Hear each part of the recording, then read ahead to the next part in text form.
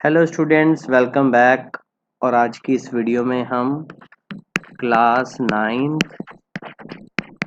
Chapter number 7 according to the new book title is motion start करने वाले हैं। बिल्कुल बेसिक वीडियो होगी और इसके बाद मैं proper NCERT based explanation video भी बनाऊंगा। तो स्टार्ट करते हैं बेटा। मोशन क्या होता है? बेसिकली मोशन में आपने पढ़ना है कि जो पोजीशन होती है ना वो चेंज हो जाए, पोजीशन चेंज हो जाए विद रिस्पेक्ट टू ऑब्जर्वर। यानी जो उसको ऑब्जर्व करने वाला है ना उसके रिस्पेक्ट में अगर किसी ऑब्जेक्ट की पोजीशन चेंज हो जाए तो उसी को हम क्या बोलते हैं? मोशन। Is it clear? तो इस पर्टिकुलर चैप्टर में आपके पास कुछ टर्म्स है और उन टर्म्स को हमने डिटेल में पढ़ना है।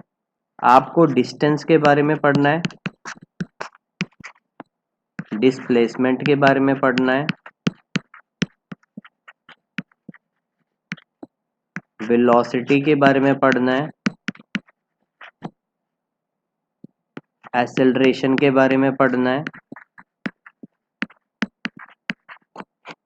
स्पीड के बारे में पढ़ना है और आपकी जो वो मोशन की ग्राफ्स हैं उनके बारे में पढ़ना है, ग्राफ बेस्ड इक्वेशंस के बारे में पढ़ना है, उनकी डेरिवेशंस आपको ग्राफिकली और नॉर्मली आनी चाहिए। वैसे तो एनसीईआरटी में ग्राफिकली बेस्ड ही हैं और इन सभी के बेस्ड पे आपके पास मिलेंगे बहुत सारे न्यूमेरिकल्स। अगर आप सभी फॉर्मूलाज और उनकी यूनिट्स बहुत अच्छे से समझ लें तो आपको जो न्यूमेरिकल्स करने में कोई भी प्रॉब्लम नहीं आने वाली। ठीक है, जो आपके एग्जाम्पल्स है ना वही सफिशिएंट है आपको समझाने के लिए। और इसके बाद आपके इंडेक्स क्वेश्चंस और एक्सरसाइज क्वेश्चंस। तो सबसे पहले आपकी ये सारी डेफिनेशंस, इनके बेस पे जो फॉर्मूलाज हैं, इनकी जो यूनिट्स हैं, यूनिट्स के बाद आप फोकस करेंगे एग्जाम्पल्स पे और एग्जाम्पल्स होने के बाद आप जाएंगे इंडेक्स क्वेश्चंस पे और एक्सरसाइज क्वेश्चंस पे। तो इस तरह से आपको पूरा पैटर्न बना के पढ़ना पड़ेगा।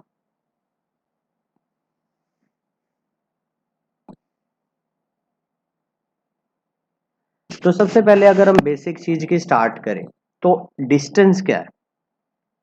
अगर हमें डिस्टेंस की बात करें ना तो एक तरह से ये एक्चुअल पाथ है। ठीक है, डिस्टेंस हम मूविंग ऑब्जेक्ट का ही बताते हैं। ठीक है, और एक तरीके से ये एक्चुअल पाथ है। This is the actual path covered by any moving object. ठीक है, जैसे आपका घर मान लो ये है और ये आपका स्कूल है और आपके घर और स्कूल के बीच में जो रास्ता है वो टेढ़ा मेढ़ा है। तो आप मान लो इस तरह से स्कूल पहुंच गए तो जो ये आप एक्चुअली पाथ जो ये कवर करके जाते हैं ना इसी एक्चुअली पाथ को ही हम क्या बोलते हैं? डिस्टेंस। ठीक है, अब बात करते हैं डिस्टेंस के सिंबल की। जो डिस्टेंस का सिंबल है ना वो है आपका एस। ओके, कई बार बच्चे ऐसे स्पीड समझने लग जाते हैं लेकिन आपको समझना है कि जो डिस्टेंस का सिंबल है ना बेटा वो एस है। इसके बाद हम इसकी यूनिट की बात कर लेते हैं।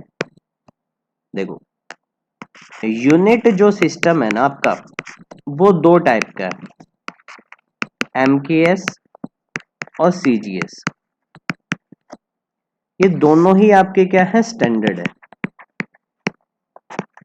ठीक है, लेकिन हम MKS को SI यूनिट बोल देते हैं और जो CGS है उसको CGS ही मान के चलते हैं, है दोनों स्टैंडर्ड।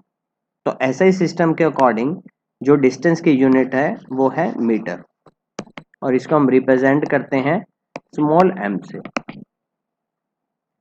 CGS यूनिट की बात करें तो होती है सेंटीमीटर, और इसका सिंबल क्या हो जाएगा, cm। ये दोनों स्मॉल है। इसके अलावा डिस्टेंस की बहुत सारी यूनिट है, हम ये ना माने कि सिर्फ CGS और SI होती है, बहुत सारी यूनिट है। जैसे कि अगर डिस्टेंस बहुत ज़्यादा हो तो हम किलोमीटर भी लेते हैं, यार्ड्स लेते हैं,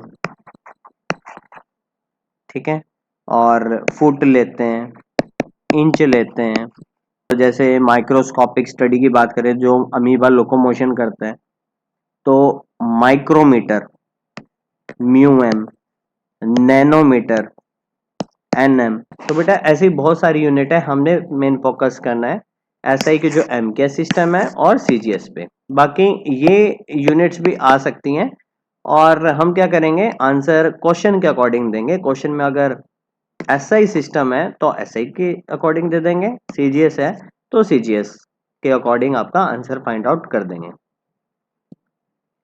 तो आपको डिस्टेंस क्लियर हुआ। अब देखिए यहां आपके पास आता है कि ये कौन से टाइप की क्वांटिटी है डिस्टेंस। ये है स्केलर क्वांटिटी। जो स्केलर है ना, वो ऐसी टाइप की क्वांटिटी होती हैं जो कि मैग्नीट्यूड ही शो करती हैं, सिर्फ मैग्नीट्यूड इन द सेंस सिर्फ वैल्यू शो करेंगी कि उनकी कुछ पर्टिकुलर वैल्यू होगी। यहां पे आपके पास जो डिस्टेंस है ना वो डायरेक्शन बेस्ड नहीं है, यानी ये कोई डायरेक्शन नहीं बताएगा आपको, नो डायरेक्शन। और इसी वजह से ऐसी क्वांटिटीज को ही हम क्या बोलते हैं, scalar quantities. Basically scalar quantities do not depend upon the direction, they only show you magnitude, no direction. यानी अगर हम ऐसे बोले ना कि ऑब्जेक्ट मूव कर रहा है 50 किलोमीटर, उसने डिस्टेंस ट्रेवल किया है, तो यहाँ पे हमने कोई डायरेक्शन की बात नहीं की कि किस डायरेक्शन में कर रहा है। तो यहाँ पे सिर्फ हमने क्या बात की है कि उसने कितना पाथ कवर किया है, तो ये डिस्टेंस है। और जो डिस्टेंस है वो स्केलर क्वांटिटी है। हमने अगर इसके फॉर्मूले की बात करें, आगे जाके आपके पास फॉर्मूला आता है speed is equal to distance upon time. तो हम इसको मान लो रीअरेंज कर दें, तो डिस्टेंस क्या हो जाएगा, स्पीड के साथ इसको मल्टीप्लाई कर दो, तो आपके पास क्या फॉर्मूला जाएगा, distance is equal to speed into time. तो वहां से भी आप फाइंड आउट कर लोगे, ठीक है। और जो डिस्टेंस है ना, ये एडिटिव प्रॉपर्टी है। टोटल डिस्टेंस क्या होगा, sum of all the distance covered by the object. तो आई थिंक आपको इतना क्लियर हो गया होगा। तो चलिए बच्चे अब फोकस कर लेते हैं हम डिस्प्लेसमेंट पे। डिस्टेंस के बारे में आप पढ़ चुके हो। अब डिस्प्लेसमेंट देखिए क्या होता है। बेसिकली अगर हम दो पोजीशन मान लें, ये आपके पास इनिशियल पोजीशन है ऑब्जेक्ट की जब वो मूव कर रहा था, ये आपके पास फाइनल पोजीशन है ऑब्जेक्ट की। और सपोज करो ऑब्जेक्ट थोड़ा सा कर्व मूव कर रहा था, जो ये इसने पाथ किया, इसको हम डिस्टेंस बोलते हैं। लेकिन जो इनिशियल और फाइनल पोजीशन के बीच में जो बिल्कुल शॉर्टेस्ट पाथ है, ये जो पाथ है ये क्या कहलाएगा, यही आपका कहलाता है डिस्प्लेसमेंट। यानी किसी पर्टिकुलर ऑब्जेक्ट ने जो एक्चुअल पाथ किया, जो एक्चुअल पाथ ट्रेवल किया, उसको तो हमने डिस्टेंस बोल दिया। और इनिशियल और फाइनल पोजीशन के बीच में जो भी स्ट्रेट पाथ था, जो शॉर्टेस्ट पाथ था, एक तरीके से क्या है, ये शॉर्टेस्ट पाथ है, और जो शॉर्टेस्ट पाथ होगा वो तो स्ट्रेट होगा, उसी को हमने डिस्प्लेसमेंट बोला। एक तरीके से डिस्टेंस और डिस्प्लेसमेंट के बीच में रिलेशन भी हम पढ़ने वाले हैं कि क्या कभी डिस्टेंस डिस्प्लेसमेंट के इक्वल हो सकता है, या डिस्टेंस कभी डिस्प्लेसमेंट से ज़्यादा हो सकता है, या डिस्प्लेसमेंट कभी डिस्टेंस से ज़्यादा हो सकता है। ऐसी सिचुएशन भी हम पढ़ेंगे। तो ये चीज़ आपको क्लियर हुई या नहीं हुई? इनिशियल और फाइनल पोजीशन के बीच में जो भी शॉर्टेस्ट पाथ होगा वो डिस्प्लेसमेंट है, अदरवाइज जो एक्चुअल पाथ कवर किया है वो इसका डिस्टेंस कहलाएगा। अब इसकी यूनिट और सिंबल की बात कर लेते हैं। जो इसका सिंबल है ना वो भी एस है, डिस्टेंस का भी एस है और डिस्प्लेसमेंट का भी एस है। लेकिन कई बार इसको और इंफॉर्मेटिव करने के लिए इसके ऊपर अपर एरो लग जाती है। ये एरो रिप्रेजेंट करती है कि जो डिस्प्लेसमेंट है ना ये आपकी वेक्टर क्वांटिटी है। हमने डिस्टेंस को क्या बोला था? Scalar quantity. लेकिन अब इसको क्या बोल रहे हैं हम? Vector quantity. अब वेक्टर क्वांटिटी ऐसी क्वांटिटी होती है जो कि मैग्नीट्यूड प्लस डायरेक्शन दोनों शो करती है। मैग्नीट्यूड और डायरेक्शन दोनों शो करेगी, इसी वजह से इसको वेक्टर क्वांटिटी बोल दिया। डिस्टेंस है स्केलर क्वांटिटी है, वो डायरेक्शन डिपेंडेंट नहीं है। आपकी डिस्प्लेसमेंट क्या है? Direction dependent. वो किस तरह से? ये हमेशा इनिशियल टू फाइनल पॉइंट तक डायरेक्टेड होती है, ठीक है। और ये वैल्यू तो है ही है, मैग्नीट्यूड मीन्स वैल्यू। तो डिस्प्लेसमेंट की डेफिनेशन की बात होगी, इसके सिंबल की बात हो गई। ये कौन सी क्वांटिटी है? वेक्टर। और ये क्यू वेक्टर है क्योंकि डायरेक्शन डिपेंडेंट है। अब बात करते हैं इसकी यूनिट की। यूनिट बिल्कुल सेम है, जो डिस्टेंस की यूनिट है वही आपकी डिस्प्लेसमेंट की यूनिट है। ये हमने क्यों बोला? क्योंकि जो डिस्टेंस है ना उसमें मैग्नीट्यूड के साथ कोई डायरेक्शन तो है नहीं, लेकिन यहाँ मैग्नीट्यूड के साथ डायरेक्शन है और डायरेक्शन की कोई यूनिट नहीं होती। तो इस वजह से जो डिस्टेंस की है वही डिस्प्लेसमेंट की हुई। और आपको पता है जो डिस्टेंस की एसआई यूनिट है वो मीटर है और जो सीजीएस यूनिट है वो है सेंटीमीटर। एक और क्वेश्चन आता है बच्चों का कि सर आपने ये बता तो दिया कि एमकेएस और ये सीजीएस सिस्टम होते हैं, इनकी फुल फॉर्म क्या है? देखो, एम से मीटर, के से केजी और एस से second. Metre KG second system, ये इनकी फुल फॉर्म है। और इसकी क्या है? सी से सेंटीमीटर, जी से ग्राम और एस से सेकंड। तो सेंटीमीटर ग्राम सेकंड सिस्टम, ये इसकी full form. It is clear. अब इसके फॉर्मूले की बात करते हैं।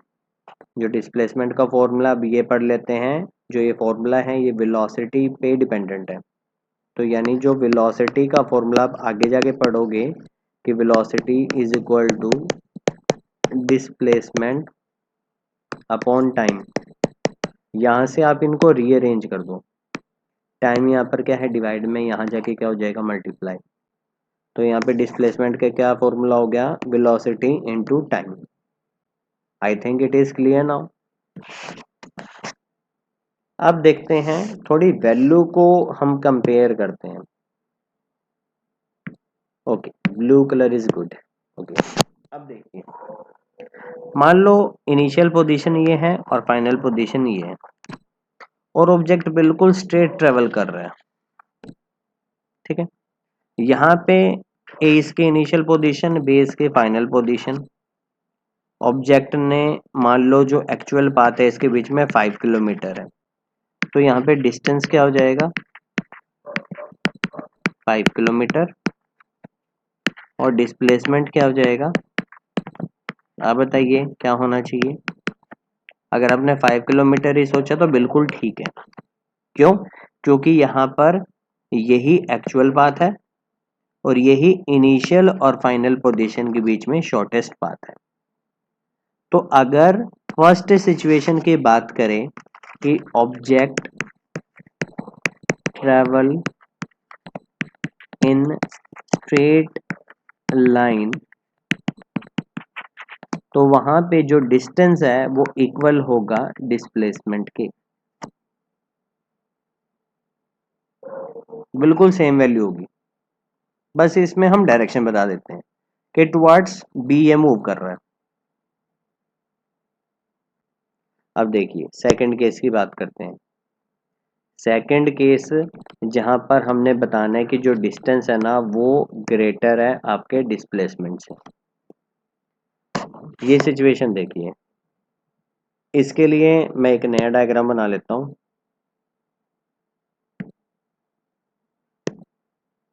मान लो ऑब्जेक्ट की इनिशियल पोजीशन ये है सी, और ये ऐसे स्ट्रेट लाइन ट्रेवल करता है डी तक, और फिर क्या करता है, वापस मूव करना शुरू कर देता है एक पॉइंट ई तक। क्या हुआ, पहले ये ऐसे गया, फिर ये वापस आ गया। ठीक है, तो एक तरीके से ये इसकी फाइनल पोजीशन, ये इसके इनिशियल पोजीशन। और मान लेते हैं हम जो सी डी है ना वो आपका 10 किलोमीटर है और डीई आपका 6 किलोमीटर है। तो इस केस में हमने बात करनी है डिस्टेंस और डिस्प्लेसमेंट क्या होगा। डिस्टेंस देखो, डिस्टेंस क्या है, एक्चुअल पाथ, यानी पहले उसने पूरा ऐसे ट्रेवल किया 10 किलोमीटर, बाद में वो क्या हुआ, थोड़ा सा वापस आया, 6 किलोमीटर हम ऐड कर देंगे, तो 10 plus 6 is equal to 16 kilometre क्या हो जाएगा, ये आपका होगा डिस्टेंस। क्यों, क्योंकि यही एक्चुअल पाथ है। अब देखिए डिस्प्लेसमेंट देखते हैं, ये इसका इनिशियल पोजीशन, ये इसकी फाइनल पोजीशन। इनिशियल और फाइनल के बीच में कितना पाथ है। अब देखिए एक बार, आपको पता है यहां से लेकर यहां तक का जो पाथ है वो कितना है, 10 किलोमीटर, और यहां से यहां तक का कितना है, 6 किलोमीटर। अगर हम 10 में से 6 कर दें तो ये आपके पास आ जाएगा। ये देखिए दिखने में थोड़ा अजीब सा लग रहा होगा कि ये छोटा सा 6 है, ये बस हमने वैल्यू ऐसे मान ली है, ठीक है ना, तो आपका ये 4 किलोमीटर। तो इस केस में ये जो आपका डिस्प्लेसमेंट आएगा ये आपका क्या आएगा, 4 किलोमीटर। और जैसा कि हमने बताया कि जो डिस्टेंस है वो ज़्यादा हो सकता है डिस्प्लेसमेंट से, वो कब, जब एक्चुअल पाथ जो ट्रेवल किया वो ज़्यादा हो, और जो आपका डिस्प्लेसमेंट वो तो कम ही आएगा इस केस में, क्योंकि जो शॉर्टेस्ट पाथ है वो कम है एक्चुअल पाथ ट्रेवल से। अब देखिए बात करते हैं कि क्या डिस्प्लेसमेंट ज़्यादा हो सकता है। देखो डिस्प्लेसमेंट डिस्टेंस के इक्वल हो सकता है, डिस्टेंस ज़्यादा हो सकता है डिस्प्लेसमेंट से, लेकिन जो डिस्टेंस है वो कभी कम नहीं हो सकता डिस्प्लेसमेंट से। ये स्टेटमेंट गलत होगी। या तो वो इक्वल हो सकते हैं या जो डिस्टेंस है वो ज़्यादा हो सकता है डिस्प्लेसमेंट से, कभी डिस्प्लेसमेंट ज़्यादा नहीं होगी। अब बात करते हैं क्या कभी डिस्टेंस जीरो हो सकता है, क्या कभी जीरो वैल्यू आ सकती है। ऑब्वियसली आ सकती है। क्यों, क्योंकि अगर ऑब्जेक्ट मूव ही ना करे, नॉट मूविंग, अगर वो मूव ही नहीं कर रहा, वो रेस्ट में है, तो इस सिचुएशन में वो ऑब्जेक्ट ट्रेवल ही नहीं कर रहा ना अपनी पोजीशन, तो उसने अपनी पोजीशन चेंज ही नहीं की है, तो डिस्टेंस भी क्या होगा इस केस में, जीरो। क्या कभी डिस्टेंस पॉजिटिव हो सकता है, हाँ बिल्कुल। अगर जो भी वैल्यू इसकी बढ़ती है, जैसे हम 5 किलोमीटर कह रहे हैं ऑब्जेक्ट ने ट्रेवल किया, 2 किलोमीटर ट्रेवल किया, 200 मीटर ट्रेवल किया, ये सभी क्या है, पॉजिटिव वैल्यू। ठीक है, क्या कभी डिस्टेंस नेगेटिव हो सकता है, ये नहीं हो सकता। डिस्टेंस कभी नेगेटिव ट्रेवल नहीं करेगा। अब बात करते हैं डिस्प्लेसमेंट की। क्या कभी डिस्प्लेसमेंट जीरो होगा? बिल्कुल होगा। जब ऑब्जेक्ट मूव ही नहीं किया, रेस्ट में है, तो उसने कुछ पार्ट ट्रेवल ही नहीं किया, तो क्या होगा? जीरो। एक और सिचुएशन में हो सकता है, मान लो ऑब्जेक्ट की जो इनिशियल पोजीशन है वही उसकी फाइनल पोजीशन है। जैसे कि मान लो वो ऐसे गया और वापस आ गया, तो इनिशियल और फाइनल पोजीशन सेम है, तो इसके बीच में कोई भी पाथ नहीं है, तो यहाँ क्या होगा? ये जीरो। या ऑब्जेक्ट सर्कुलर मोशन में ट्रेवल कर रहा है, ये इसकी इनिशियल पोजीशन है और ये इसकी फाइनल है, तो जो यहाँ पे आपके पास डिस्प्लेसमेंट होगा वो आपके पास क्या होगा? जीरो, क्योंकि इनिशियल और फाइनल पोजीशन के बीच में कोई भी पाथ नहीं है। अब बात करते हैं डिस्प्लेसमेंट क्या पॉजिटिव हो सकता है? बिल्कुल हो सकता है। क्या डिस्प्लेसमेंट नेगेटिव हो सकता है? बिल्कुल हो सकता है। ठीक है, तो ऐसी सारी कॉमन चीज हम डिस्कस कर चुके हैं। जो भी पॉसिबल टर्म्स होती हैं उनकी डेफिनेशन क्या होगी, फॉर्मूला क्या होगा, यूनिट क्या होगी, क्या वो स्केलर है, वेक्टर है, उनकी वैल्यूज के बारे में डिस्कस कर लिया कि जो मैग्नीट्यूड है वो पॉजिटिव, नेगेटिव या जीरो कब हो सकता है या होगा ही नहीं होगा। तो आई होप आपको ये सब क्लियर हो गई होंगी। इससे रिलेटेड कोई भी डाउट है तो आप कमेंट बॉक्स में पूछ सकते हैं।